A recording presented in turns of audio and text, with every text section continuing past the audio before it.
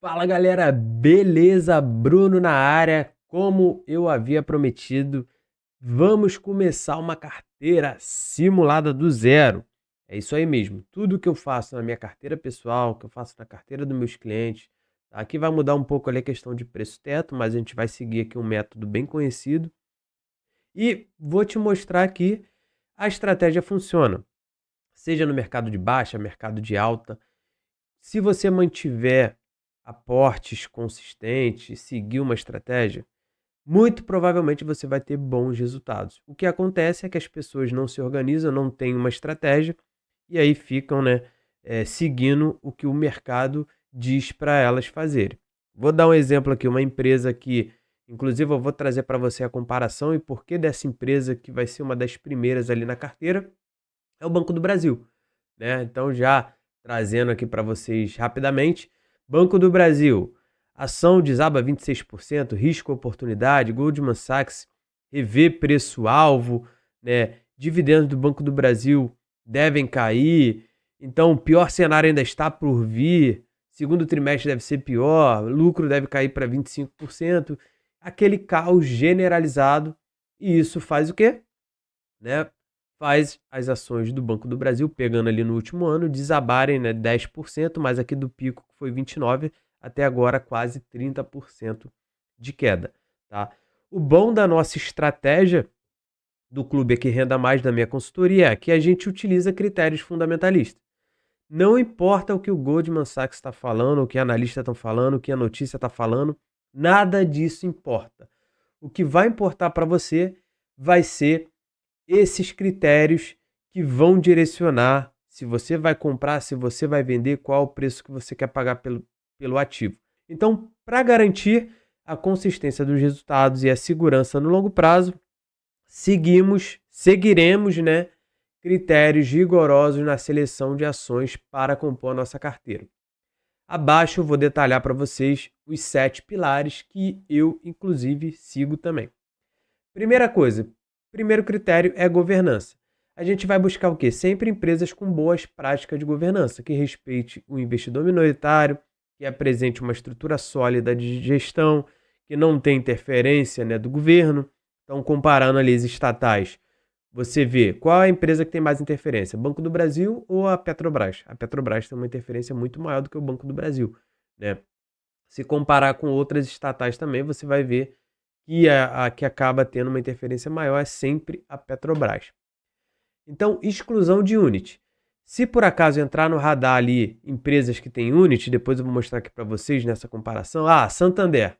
A gente não vai colocar aqui nessa carteira simulada SAMB 11. Ou é 3 ou 4. Tá? E aí aqui a gente vai definir exatamente qual é o critério que vai levar a gente comprar 3 ou a 4. Tá? Então não investiremos em Unity. Tag along, outro indicador de governança.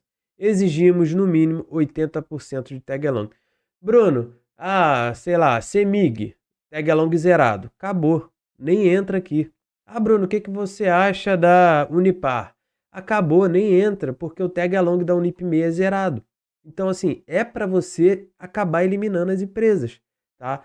Temos mais de 400 empresas. Se você olhar tudo, meu amigo, você vai ficar perdido e vai sair colocando qualquer coisa. Eu já peguei carteiras de pessoas com mais de 70 ativos na carteira.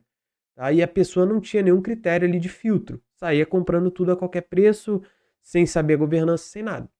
Então, eu levo isso muito a sério porque eu estou pensando em investir na empresa para sempre. Então, sem tag along nem entra aqui na análise. Dividendos em ações. Para ações preferenciais, se for o caso, como a gente vai priorizar ON, a gente só vai considerar aquelas que têm um yield superior a 10%. Caso contrário, optaremos pela ON. Um exemplo, Taesa, como eu já comentei no outro vídeo. TAI 3 e TAI 4 pagam o mesmo dividendo. Então, qual é o sentido de comprar TAI 4? Nenhum, não faz sentido. Alupar, Alup 3 e Alup 4. Ela paga o mesmo dividendo. Qual é o sentido de comprar Alup 4? Nenhuma. Santander, SAMB 3 e SAMB 4. SAMB 4 paga 10% a mais. BBDC 3 e BBDC 4. BBDC 4 paga 10% a mais. Então, o que vai definir no final aqui vai ser esses 10% a mais e também o desconto. Né? Se a empresa a 3 tiver um desconto maior, o yield acaba sendo maior, a gente vai na 3 de qualquer forma. Tá? Então, só para deixar aqui claro. excluiremos empresas envolvidas em escândalo de corrupção, fraudes contábeis ou prática ali de governança corporativa. O IRB, alguns anos atrás, teve escândalo de corrupção. Então, nem entraria aqui nesse primeiro momento. Precisa esperar isso aí, né? Porque pode afetar o resultado da companhia. Segundo critério, informações. Vamos basear nossa decisão exclusivamente em dados oficiais. Não quero saber de notícias que o Goldman Sachs falou, que o Itaú falou, que o BBA falou sobre o Banco do Brasil. Resultado, fonte de informação oficial é site RI. Joga aí, BBAS3RI. Se tiver algum fato relevante, algum comunicado oficial, você vai encontrar aqui. O Banco do Brasil descontinua as projeções. Vai estar aqui. O Banco do Brasil vai pagar quando dividendos? Está aqui. Está tudo aqui. Então, essa é a fonte oficial. Qualquer mudança que tenha, a empresa tem que se comunicar a mercado. Então, a gente só vai utilizar essas fontes. Não vamos considerar rumores, notícias, portais financeiros ou blogs. Fechou? Muita gente acaba pecando também nesse critério. O cara vê uma notícia ali no Infomoney, vou vender porque falaram isso. E acaba tomando decisões erradas. Histórico. Priorizaremos empresas consolidadas na Bolsa de Valores. Pelo menos aí no mínimo 5 anos de listagem. Esse banco fez IPO em 2024. Não entra. Fez em 2021. Não entra. Passou 5 anos. Aí a gente pensa em colocar. E as empresas que fizerem IPO depois? Não participaremos em nenhum IPO, tá? Porque IPO normalmente é mercado de alta, euforia, ganância, a maioria que entra perde dinheiro. Então a gente não vai investir em empresas recém-chegadas porque não tem histórico para a gente avaliar. Então esse é um ponto principal também. E isso você vê normalmente ali, né? No mercado de alta, muita gente eufórica querendo sair comprando tudo e todo mundo fazendo dinheiro. Né? Qualquer idiota acaba, né, virando um analista ali porque o cara compra, tudo sobe. Então ele compra a Magazine Luiza e fala, tô ganhando dinheiro. Aí tu vai lá, segue ele e toma porrada. Né? Então a gente não entra em IPO. Lucratividade. O mínimo aceitável, 5 anos dando lucro. Deu lucro, deu prejuízo 2 anos. Nem entra na análise também. Banco que dá prejuízo mesmo, já pode tirar do teu radar. Tá? Então, esse é um critério também que muita gente acaba deixando passar. Você vê que são critérios básicos, mas eu sempre reforço que o básico funciona, o simples. O problema é que as pessoas não dão, né, importância para isso. O cara quer comprar Oi, quer comprar Magalu, quer comprar Via Varejo, quer comprar empresas altamente endividadas, sem dar lucro e aí acaba perdendo dinheiro. Tá? Não tem milagre. Então, mínimo de 5 anos, com preferência com 10 anos de lucro. Já tem 10 anos ali de resultado, tem que ter 10 anos pelo menos dando lucro. Só você pegar um exemplo, Sanepar, Banco do Brasil, Itaú, Itaúsa, empresas que sempre, né, aquele feijãozinho com arroz básico que funciona. Se uma empresa apresentar 2 anos consecutivos de prejuízo, a gente pode reavaliar a posição. Né? Compramos Banco do Brasil, sei lá, dando um exemplo. Deu prejuízo no primeiro ano, a situação piorou, deu prejuízo. Opa, vamos considerar isso aqui, talvez fazer uma troca ou colocar na quarentena. Tá? Se necessário, podemos realizar a venda. Beleza? Endividamento aqui, né, que não se encaixa muito em banco, mas outras empresas, tipo a Taesa, a dívida está subindo muito. Tem outras empresas ali melhores com a dívida equilibrada. Odontoprev é uma empresa que não tem dívida. Então, nesse critério, ela passaria tranquilamente. Então, a gente vai monitorar a alavancagem da empresa e consideramos aceitável a dívida líquida EBITDA inferior a 4. 4 seria o limite. O ideal é que fique ali entre 2, né? Abaixo disso já seria mais saudável. 4 é o limite. Se passar de 4, como a Taesa, a gente pausa o aporte. Né? Esses aportes serão suspensos até que a empresa volte a patamar saudáveis. Vou te dar um exemplo aqui prático também. Copel mudou recentemente a política dela de dividendos atrelada à dívida. Então ela pode se alavancar, mas quando ela estiver alavancada, reduz o yield. E ela tem 2 anos, se eu não me engano, para voltar ao patamar que ela definiu ali nesse limite de dívida. Isso é interessante. Uma empresa comprometida com o endividamento com a distribuição do acionista. Inclusive, até saiu uma notícia ontem que possivelmente vai migrar para o novo mercado. Outro ponto positivo de governança corporativa. É isso que a gente busca. Tá? Então, passou ali, extrapolou a dívida, pausa o aporte. E podemos vender? Sim. Se por acaso extrapolar muito e no resultado a empresa não estiver falando ali que vai reduzir, como a Taesa, ela falou que vai continuar se alavancando, então possivelmente vai chegar em 4,5, a gente pode reavaliar e vender. Tá? fazer a troca por outra empresa que esteja descontada ainda com uma melhor situação aqui financeira e uma dívida mais controlada. Inclusive, foi justamente o que aconteceu ali na minha carteira, né? Eu tinha a Taesa, vendi, troquei por outra, porque o cenário está complicado, mas eu não vou entrar aqui nessa questão, senão o vídeo vai ficar muito longo. Política de dividendos, a gente busca empresas que têm um comprometimento com o acionista, né, histórico. Ela precisa ter ali histórico de distribuição de dividendos dos 12 meses. Se por acaso ela parar de pagar dividendos por 24 meses, aí provavelmente por conta de prejuízo, a gente pode pensar em trocar essa posição. Critérios quantitativos, exigimos um payout mínimo de 25%, que é basicamente o que está ali na lei das SAs. E o de sustentável, empresas com yield superior a 6% nos últimos 5 anos. Vamos desconsiderar eventos extraordinários. Redução de capital, o yield foi para 20%. Isso não entra na conta. Tem que ser yield recorrente, ou seja, o lucro com as operações. Se vendeu ativo, se teve um ganho judicial ali, como a Sanepar, né, que provavelmente deve aumentar o dividendo por conta disso, mas isso não é do resultado. Então pode inflar o yield e tem que tirar isso da conta. Até porque tem que tirar da conta para fazer o preço teto aqui, que é o que a gente vai entrar agora, que é outro critério e último. Então a gente vai fazer o quê? Mínimo de margem de segurança de 10% na entrada. Então depois a gente vai entrar aqui no preço teto de Basel, que é o que a gente vai utilizar, e vamos considerar os dividendos pagos nos últimos 5 anos para a base do cálculo do preço teto. Então assim, a gente está em 2025, vamos pegar até 2024 quantas empresas distribuíram o dividendo. Fechou 2025, aí o teto é reavaliado, porque não tem como eu pegar o yield de 2025, porque ele ainda não encerrou o ano, tá?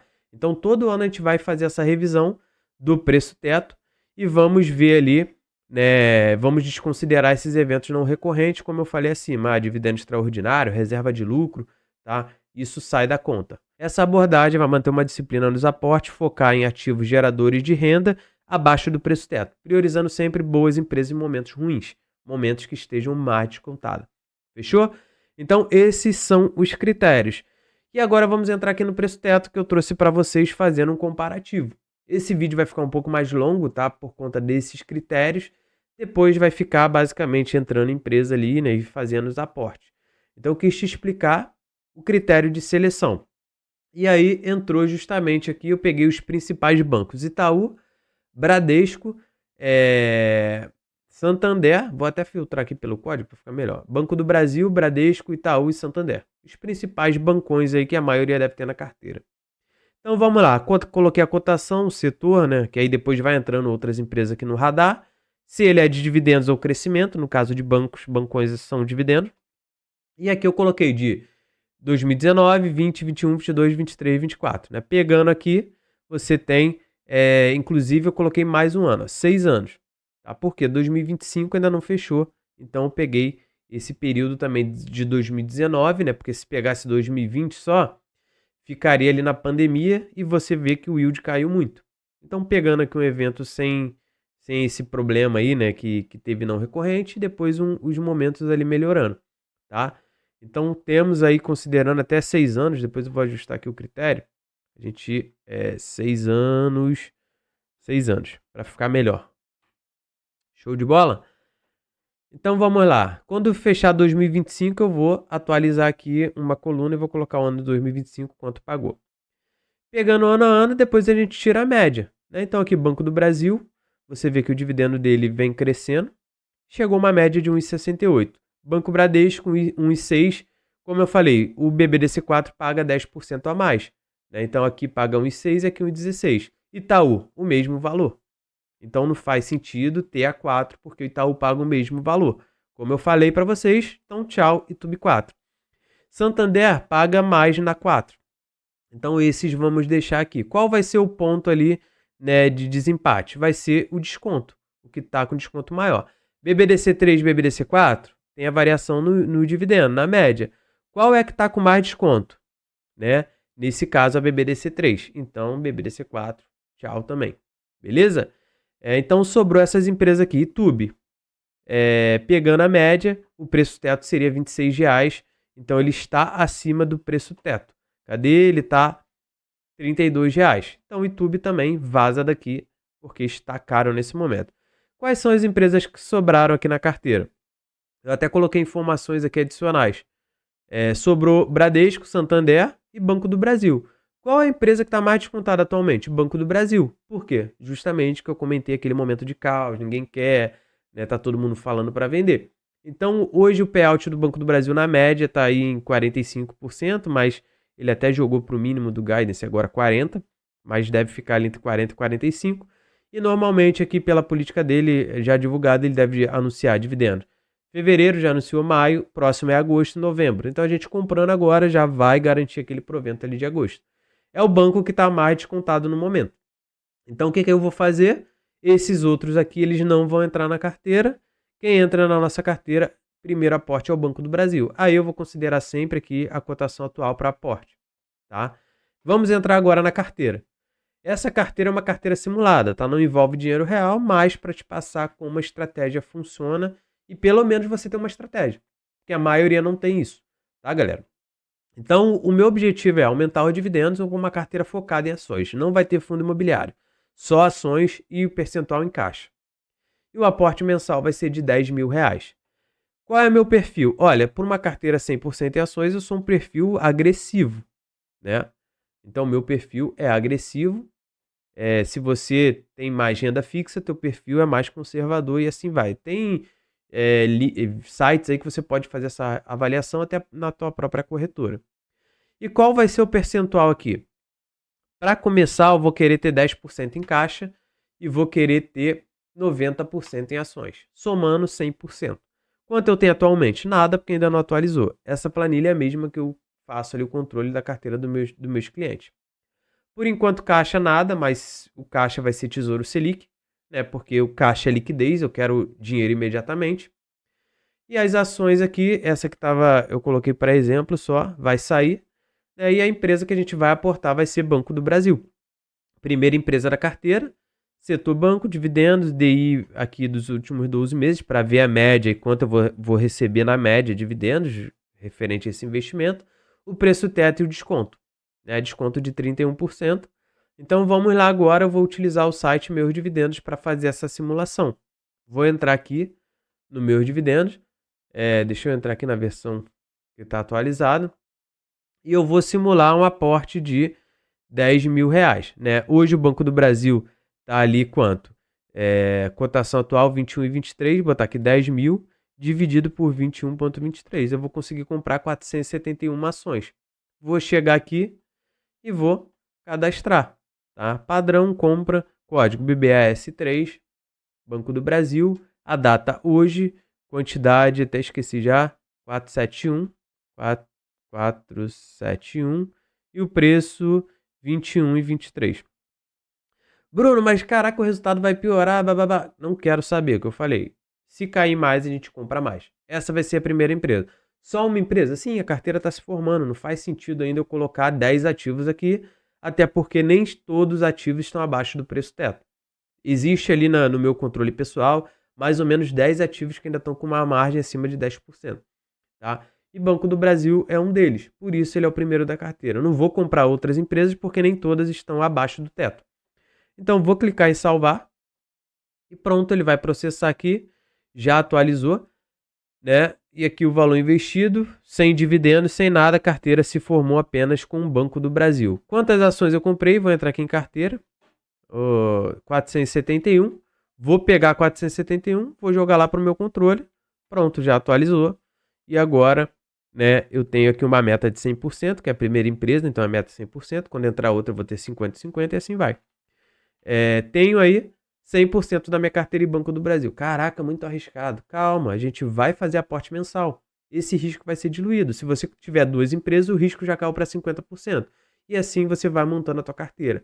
Como eu falei, o maior erro das pessoas é sair comprando vários ativos com o primeiro aporte. Compre o que está mais descontado e depois você vai montando a tua carteira. Tá, galera? Então essa é a primeira empresa da nossa carteira. As outras eu vou até tirar daqui, né? Banco do Brasil ficou na nossa carteira e a gente vai sempre comprar com desconto, com aquela margem acima de 10%. Acima de 10% é aporte. Se a margem ficar 5%, a gente não compra mais. Então, Banco do Brasil, começando a nossa primeira carteira simulada. E provavelmente ali em agosto deve vir resultado pior, né? E se ficar pior, provavelmente a cotação cai e é a possibilidade de a gente comprar mais ações descontadas. O objetivo dessa carteira é a longo prazo. Tá? Daqui a pouco, se você olhar, ela vai estar negativa. Não importa. O objetivo aqui é acumular quantidade de ações e aumentar a renda passiva. Beleza? Se você quiser ficar por dentro aí desses vídeos, tá? Eu vou gravar todo mês. A gente fez o aporte agora no final do mês. No final do mês de julho ali, a gente faz outro. Então, todo mês a gente vai fazendo esses aportes da carteira simulada. Valeu? Já aproveita e se inscreve no canal. Clica aqui, ativa o sininho para você ficar por dentro ali. Inclusive, quando sai dividendos, eu já posto aqui. Um abraço e até a próxima.